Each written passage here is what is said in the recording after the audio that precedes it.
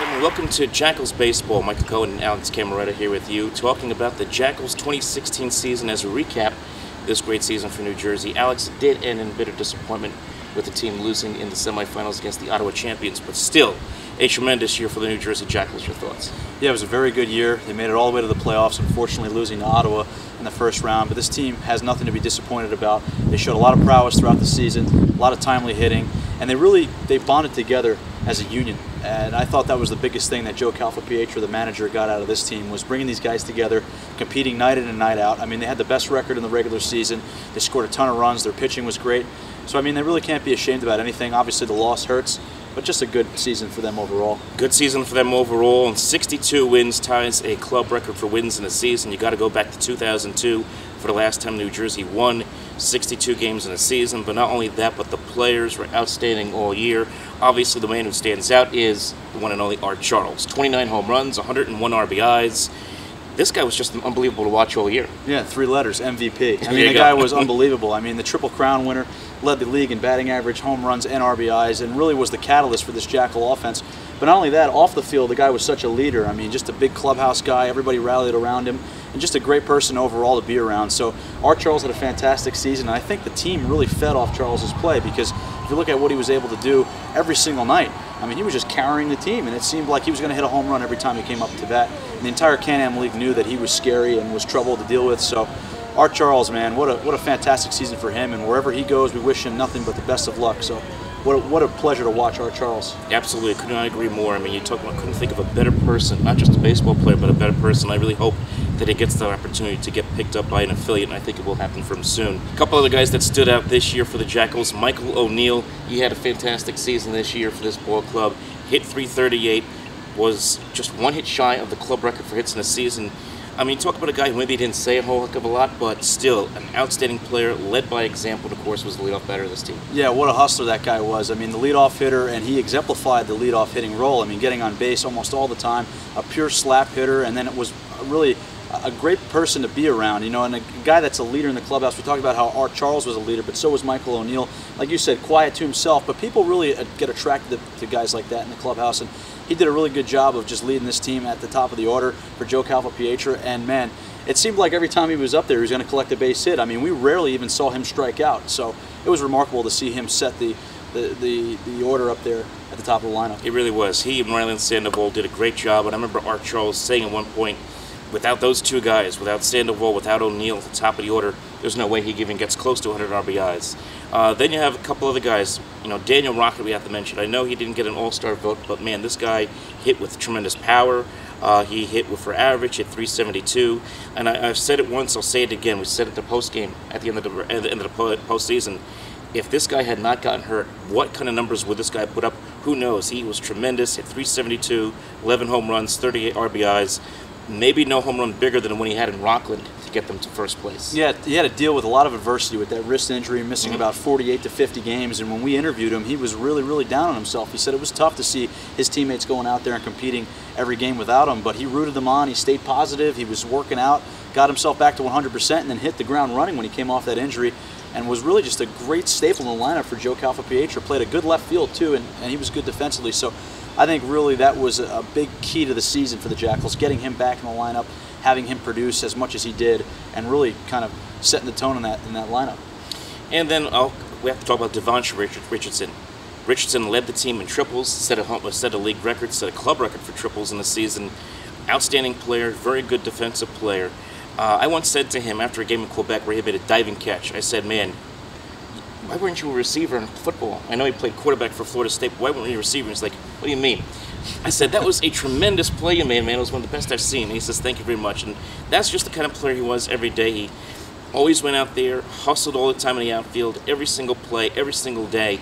Really enjoyed watching this guy play the ball for the Jackals in his second year. And when he got on base, he was always a threat to run. I mean, he had this pure speed, and obviously we know that he played quarterback at Florida State, where he really had a nice career there, but he just got on base and was such a threat to run. All the catchers in the Can-Am League knew that when he was on first base, you really got to watch him because he's going to take second. But what a great player, good person all the way around, played an excellent center field, and just again, another person in that lineup for Joe Calfapietro that you can really rely on. He looks at him every day and says, you're going to go out there and play for me, no questions asked, you know he's going to give it 100%.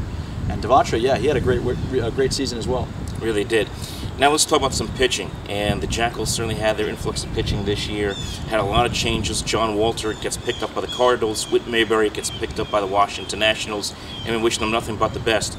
But the Jackals then picked it up. Their bullpen, a lot of your guys in the bullpen got inserted into the rotation and had outstanding years. What stood out for you? I definitely think it was Fernando Cruz. Obviously starting off as the closer predominantly for Joe Calfapietro, then they moved him to the starting rotation.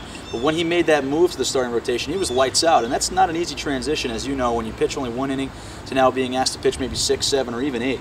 And he did an excellent job. I thought personally that he had the best stuff in the rotation. He complemented Lee Sosa very nicely.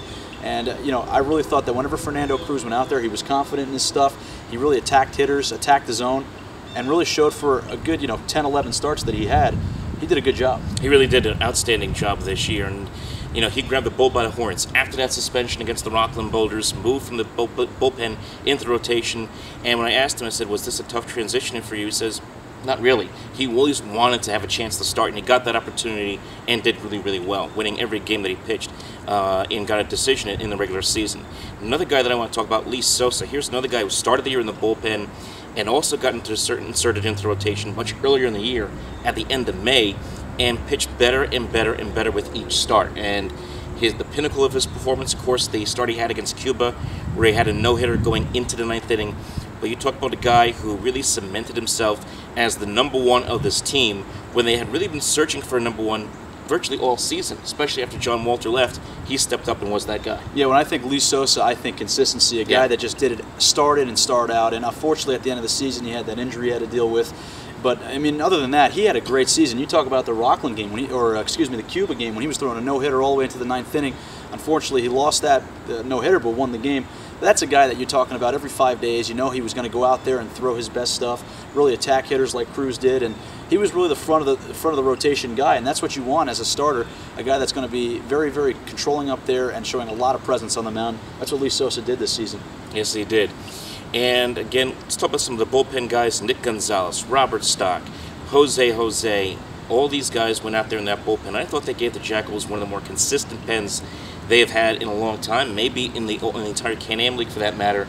There was one guy after another that Joe Calfapietro could go to and rely on the regular season, and they pitched really well. Yeah, and the bullpen mentality really is the next guy up. So, there's so many different moving parts out there, and Joe Calfapietro really relied on the bullpen a lot in tight spots. And I thought personally they did a very good job. And Robert Stock, how cool is this, throwing to his brother Richard Stock whenever he would come in? I thought that was the coolest thing in the world. But he came in and showed a lot of presence, really was attacking hitters like pretty much a starter would. And, he complimented Fernando Cruz early in the season nicely, going to Stock in the 8th and Cruz in the 9th. So that different rotating door of bullpen relievers, I mean, it gets no better than that. The Jackals had a fantastic year out of the bullpen. They really did. Let's give out some awards here, Alex, before we close this out. I'll let you start it up. Well, obviously, the MVP of the team has to be Art Charles. I mean, that goes without being said. He's the MVP of the Can-Am League. He was a Triple Crown winner, and clearly the guy that carried this team all the way to the playoffs, and just a person that's not only the MVP on the field, but off the field as well. He's got to be my most valuable player award, Art Charles. Very good. And my Defensive Player of the Year, I'll just piggyback off of what the Can-Am League did this year, and that is give it to Eddie Newton. What an outstanding job by Eddie Newton at shortstop this year. He was making tough plays look very, very easy and routine. He hit the ball very well, especially down the stretch and in the playoffs. Really enjoyed watching this young man grow, and I'm looking forward to seeing where his career is going to go next. But he is my Defensive Player of the Year. I think, for me, the biggest difference maker overall, the player that was Adam Martin, the backup catcher. I don't even want to say he's a backup catcher, because when he was able to come in and catch behind Richard Stock, and even when he replaced him when Stock suffered that orbital injury, he did a fantastic job. I mean, a guy that played good defense, hit the ball very well, and just really was a guy that you can look at not only as a backup catcher, but a guy that says, hey, he's going to call a good game too. So I think Adam Martin, for me, was the X factor for the Jackals, stepping in so many different spots as the catcher and really doing a good job. And my Pitcher of the Year will be, obviously, Lee Sosa. You just touched on that a lot. A guy who came in there, moved from the bullpen into the rotation, pitched really, really well, and was consistent all year long for this Jackal team. Had a 2.5 ERA, which was second in the league, was the Rookie of the Year in this league. He is my Jackals starting pitcher of 2016. Yeah, and no doubt about that. I think this entire team really fed off Lee. They fed off all the guys we just mentioned. But what a season it was. I mean, it came right down to the wire. Unfortunately, they lost to a very good Ottawa champion team who is now in the finals against Rockland. we'll see how things play out there. But just a great season overall for this group. Very fun to be a part of, fun to cover with you and Call. I mean, it was excellent just to be a part of something like this. And I think this is a season not only Joe Calvo-Pietra won't forget, but these entire players, no matter where they go in their careers, they can go to the minor leagues or even some of them possibly could make the major leagues, they won't forget this.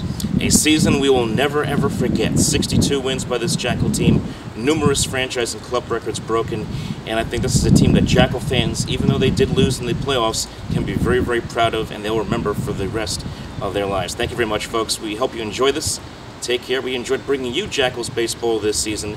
For our cast and crew, this is Alex Cammarata. I'm Michael Cohen. We'll talk to you in 2017.